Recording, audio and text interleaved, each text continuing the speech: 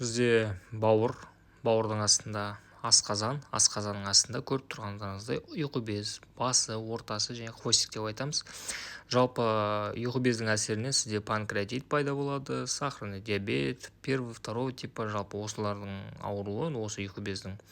Енді көріп отқандарыңыздай, осы ұйқы бездің ауруының себептері асқазан тамақ ішкеннен кейін осы 12 желшектің әсерінен болады.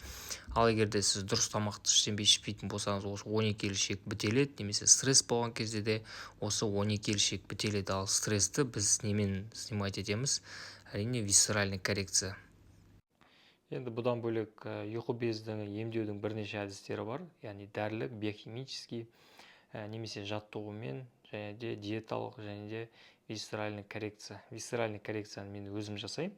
Ал егер алыста болсаңыз, маған келе алмайтын адамдар болатын болса, мен висцеральный коррекция, яғни 12 желшекті өт жолын қалай тазалау керектігі туралы видео семинар дайындап қойған болатын қазақ тілінде.